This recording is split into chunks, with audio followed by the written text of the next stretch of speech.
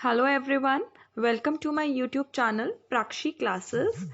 Video को start करने से पहले मैं आप सबसे एक रिक्वेस्ट करना चाहूँगी कि आप मेरे यूट्यूब चैनल को सब्सक्राइब करें। प्राक्षी क्लासेस लेसन होगा वो हमारा रेशो एनालिसिस पे होगा। ये हमारा लेसन नंबर 15 है in financial and management accounting subject, and this course is beneficial both for commerce as well as management students. बेटा, रेशो एनालिसिस में हमने अभी तक प्रॉफिटेबिलिटी रेशो, आपका लिक्विडिटी रेशो और सॉल्वेंसी रेशोज कर ली है। फिर हमने एक्टिविटी रेशो स्टार्ट किए थे। उन एक्टिविटी रेशोज में हमने 4 तरीके के रेशोज भी पढ़े थे। और जो हमारा लास्ट रेशो था जिसे हम कहते हैं वर्किंग कैपिटल टर्नओवर रेशो, उस वर्किंग कैपिटल टर्नओवर रेशो में फिर से मैंने आपको बताया था कि 3 और अदर टॉपिक्स हैं। तो आज का जो हमारा टॉपिक होगा वर्किंग कैपिटल टर्नओवर रेशो में जो पहला डिवीजन है that is stock turnover ratio या इन्वेंट्री टर्नओवर रेशो, वो आज हम पढ़ेंगे। राइट, चलिए स्टार्ट करते हैं।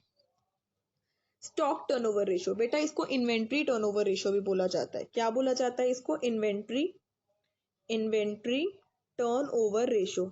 इसको मर्चेंडाइज भी बोला जाता है। Merchandise turnover ratio.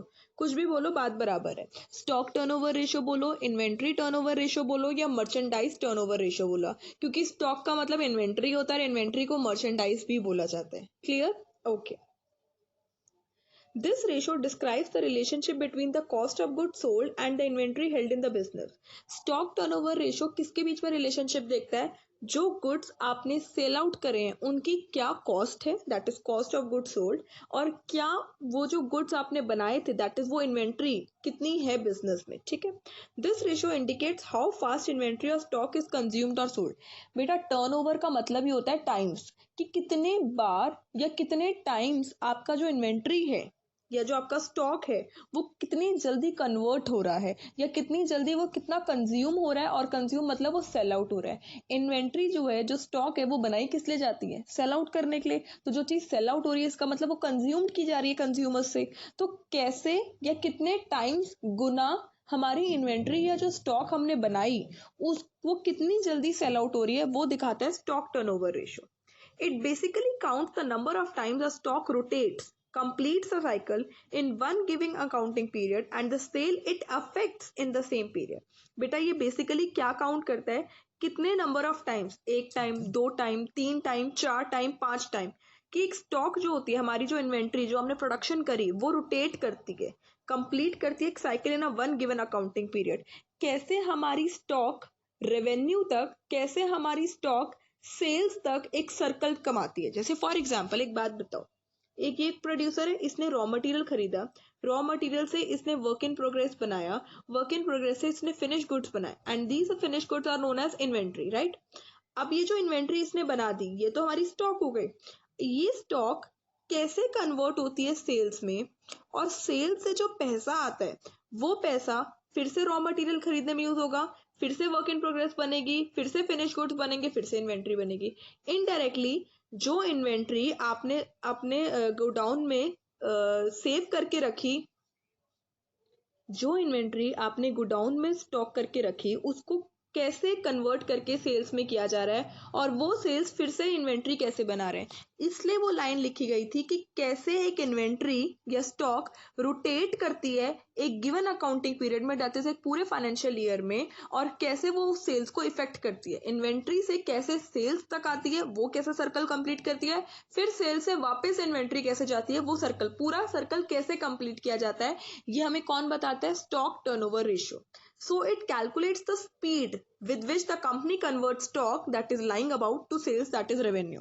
कि कितनी स्पीड में, कितना गुना, कितना टाइम्स हमारी जो लाइंग अबाउट स्टॉक है, इन्वेंट्री जो गोडाउन में पड़ी है, वो कन्वर्ट कैसे होती है रेवेन्यू में, ये हमें कौन बताता है बेटा? स्टॉक टर्नओवर रेशियो बताता है। क्लियर? ओके जी, आगे पढ़ेंगे। A low inventory turnover ratio may indicate overstocking, poor marketing और a declining demand for the product. बेटा, जितना हमारा इन्वेंट्री टर्नओवर रेशो कम होगा, अगर मेरा इन्वेंट्री टर्नओवर रेशो कम होगा, इसका मतलब है मेरी जो स्टॉक है वो रेवेन्यू में बहुत ही ज्यादा टाइम ले रही है कन्वर्ट होने में। बहुत ही ज्यादा टाइम का मतलब होता है लोअर अमाउंट। ठीक है, अभी समझाऊंगी, जब प्रैक्टिकल पार्ट कराऊंगी ना वो, फिर उसमें भी समझाऊंगी कि कैसे वैल्यू लो आ रही है, कहने का मतलब है कि स्टॉक तो आप 25,000 रुपए का बना रहे हैं, बट वो जो स्टॉक है वो सिर्फ 10,000 रुपए का रेवेन्यू ला के दे रही है। That is 0 point something. जब आप वैल्यू निकालेंगे इट इज 0 पॉइंट समथिंग, तो इसका मतलब 0 पॉइंट टाइम्स ही वो कन्वर्ट हो पा रही है। और जब वो कम पॉइंट पे कन्वर्ट होते पा जा रही है तो इसका मतलब ओवर स्टॉकिंग हो रही है। स्टॉक आप 25,000 यूनिट्स बना रहे हैं, बिक आपके सिर्फ 10,000 यूनिट्स पे रहे हैं, तो बेटा ओवर स्टॉकिंग है, स्टॉक पड़ी हुई है आपके गोडाउन में फालतू में। आपकी मार्केटिंग स्ट्रैटेजी खराब है, तभी आपके कस्टमर को पता ही नहीं है कि अच्छा आप भी उस प्रोडक्ट को बनाते हैं। या आप क्या है, आपका declining demand for the product, आपके प्रोडक्ट की डिमांड ही नहीं है मार्केट में, इसलिए आप बनाए जा रहे हैं, प्रोडक्ट स्टॉक किया जा रहा है गोडाउन में, वो सेल आउट ही नहीं हो रहा।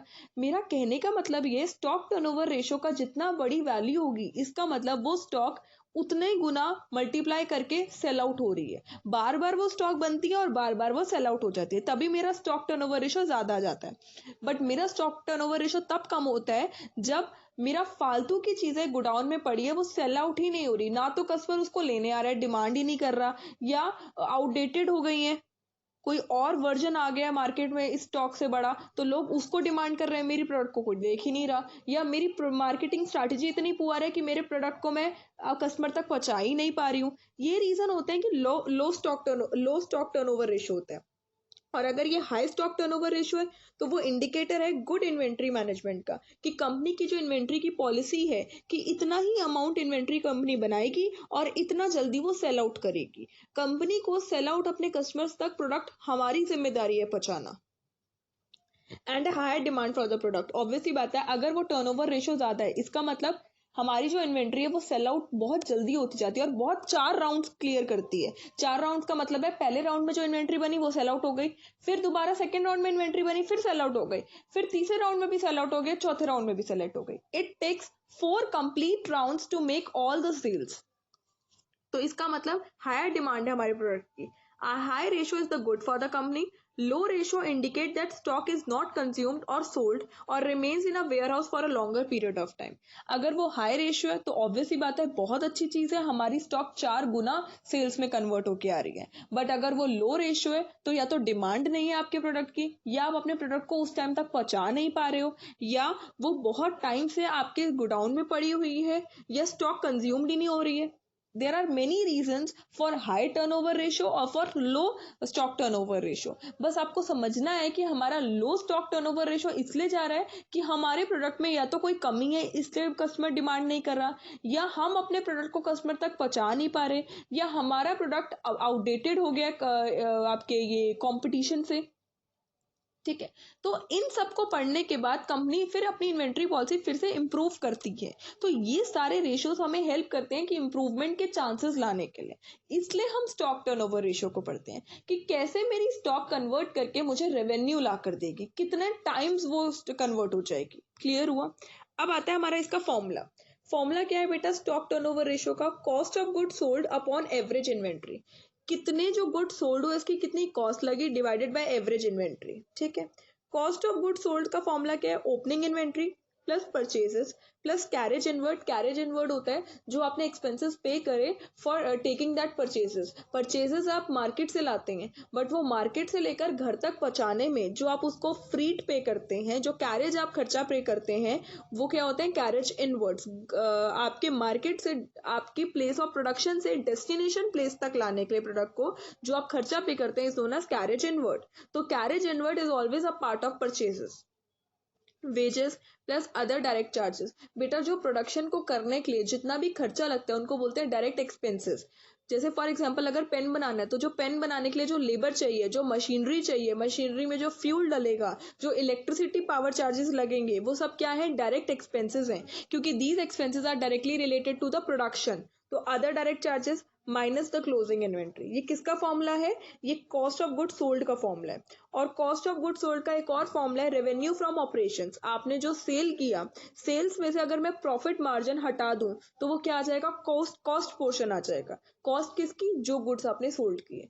तो हमें ऑटोमेटिकली कॉस्ट पोर्शन ही निकालना है। कॉस्ट पोर्शन कैसे निकाला जाता है? Sales minus profit. तो वही किया, रेवेन्यू फ्रॉम ऑपरेशंस को सेल्स कहते हैं, सेल्स में से ग्रॉस प्रॉफिट माइनस कर दिया तो क्या निकलता है? Cost of goods sold.